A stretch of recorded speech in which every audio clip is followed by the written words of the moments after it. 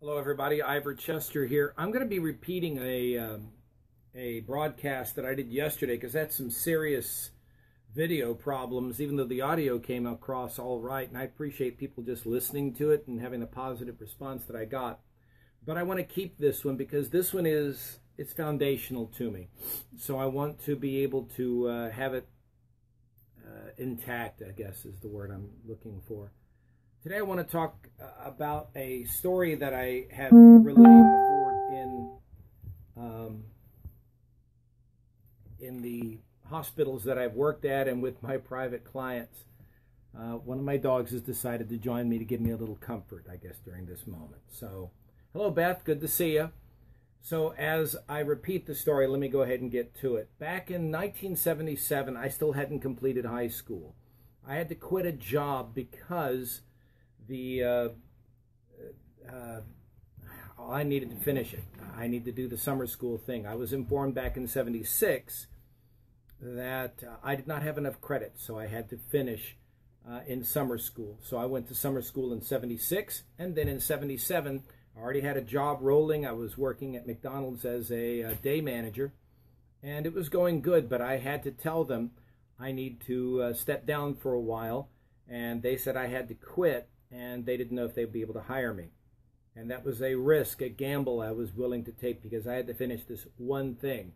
And for me, in that day and age, it's kind of astonishing to think that I actually had that kind of tenacity because there was very few things in life I really would fight for, and that was one of them.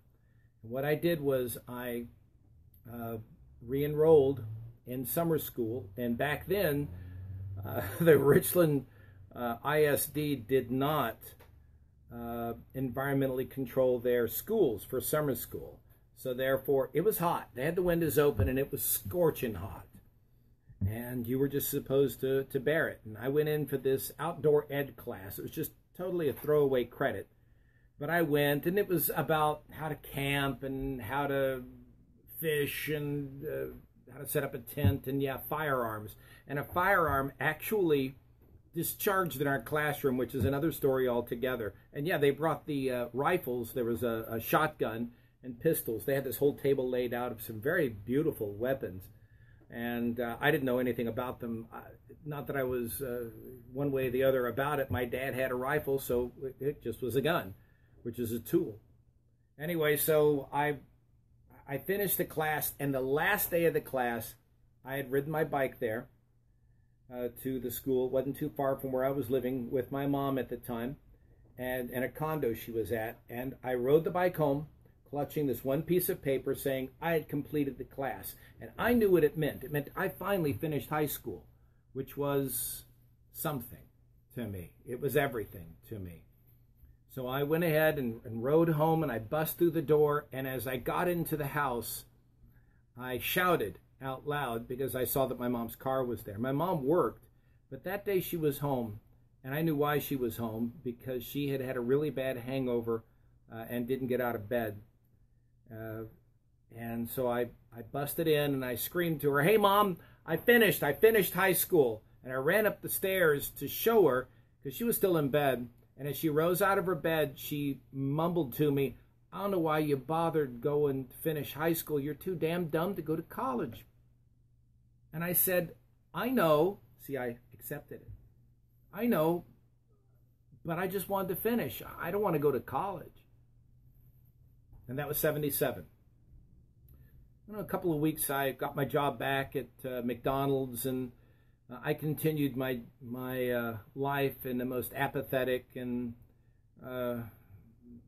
best way that I could. And I continued working in restaurant and in warehouse work because it was what I just thought was going to be me. I didn't think I was going to be able to do anything because I was too damn dumb to do any better. Now, fast forward 10 years, and it's 1987. I had had a vision. I woke up in the middle of the night, and I had this peculiar dream, which is just full of symbols. But I went ahead, and I woke up crying, and I was very disturbed about it.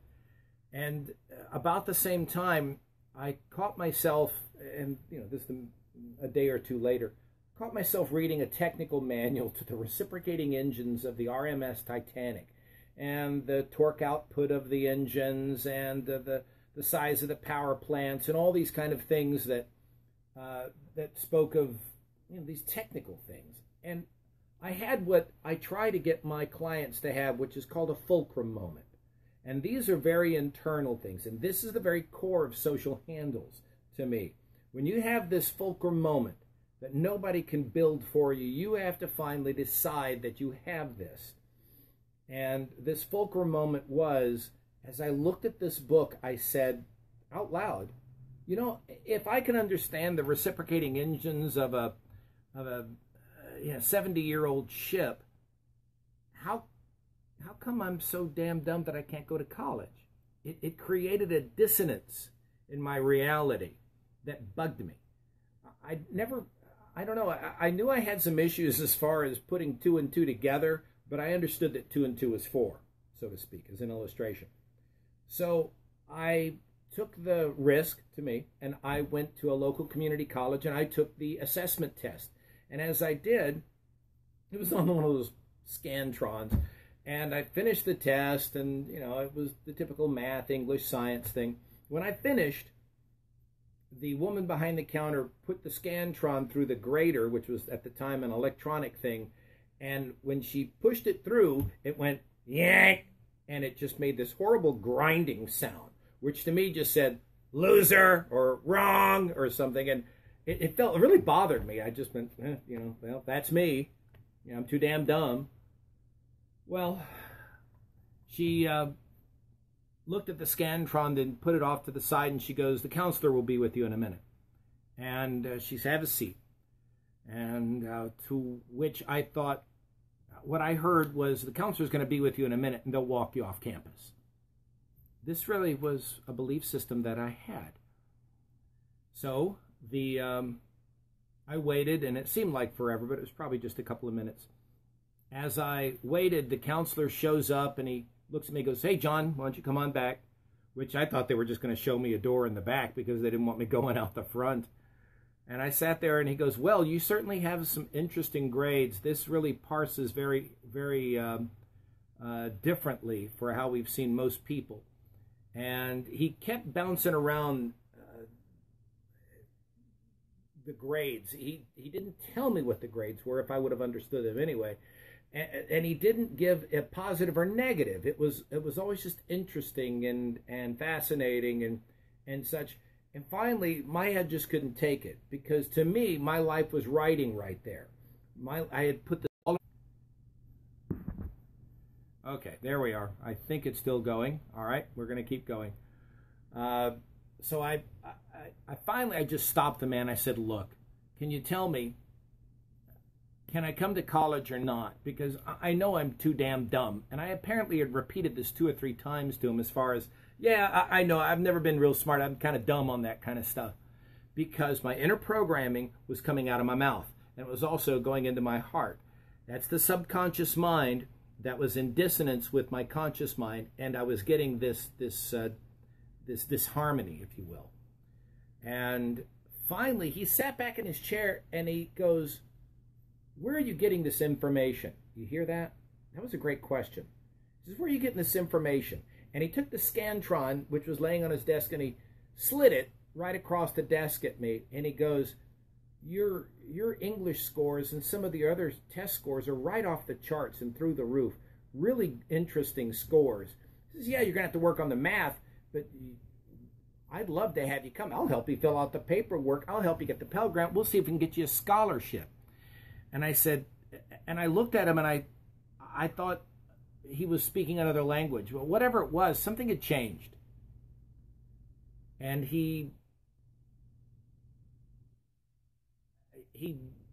I swear it was like he was speaking Portuguese. I didn't know what it was, but I just I started to break down. And I remember crying a little bit. And he goes, who told you that? Who put that in your head? And at the time, you have to understand, I was 30. I was 29, 30 going into this. And I paused on that. Now, fast forward to recently, and I was listening to a pastor talk about what happened in the garden with Adam and Eve and God. After they ate the fruit, they sewed fig leaves on, and God stops them and asks them a question, because they said, well, we were hiding from you because, we were ashamed and we were naked. And God almost leans down to them and he says, who told you? Who told you this? Who told you you were naked? Who told you that this was relevant? Who told you that you were lacking? Who told you you weren't smart enough? Who told you you were too damn dumb? Who told you you couldn't make it? Who told you you were running out of time? Who told you that you weren't able? Who told you all this spurious garbage that you decide to just open your head and welcome like a red carpet? And you decide that you deserve crappy friends and you don't have any need to improve because you're too damn dumb. Who told you these things? And the answer is, it's not important. That you have invited these people into your lives, so therefore you have invited them and their information in such a way that you're going to continue the behavior because somebody told you and you accepted it. Reality is going to have to be that you start telling yourself. You're going to have to start believing that God has something better for you. And if you're not a believer, well, okay, let's take this conversation just to a personal level. Do you really want what you've been getting? Do you believe that you're just going to settle for crap stuff? And I don't mean just crap laying around the house. I mean just crap laying around in your head. Who told you this stuff? Was it an ex that didn't love you? Was it a current friend that's just not really believing in you? Was it a parent that just lacked parenting skills? Is it some boss that laughed at you? Was it kids that you're back in high school or junior high or elementary school? People who laughed at you, and you somehow are internalizing this. And here you are 30, 40 years later, and you want to carry this around? These people don't even know you. Why cherish this material? You need to release it. You need to release it so you can pick up other stuff. It's like the analogy of the person walking around with their arms full of garbage, and somebody wants to hand them something good. And they say, well, I can't carry it. I'm carrying around all this garbage. Is that what you're doing? Just carrying around a lot of garbage? You don't want to pick it up? Dump the garbage. Dump the garbage. You want to know how to get it out of your head, Athena? I'll tell you how you get it out of your head. One, belief. You can do better. What belief in what? Going even more core to your worth. You have worth. You have to decide that you have worth. Even if you don't believe, you're going to have to borrow that from somebody. You borrow it from God. You borrow it from people who love you. You borrow it from somebody who says, yes, I believe you can do that. I've had to do it. And a lot of people who are crawling out of the trenches have had to do it too. Then it's going to start changing your belief, which your belief is nothing more than a switch. It says you can or you can't. You will or you won't.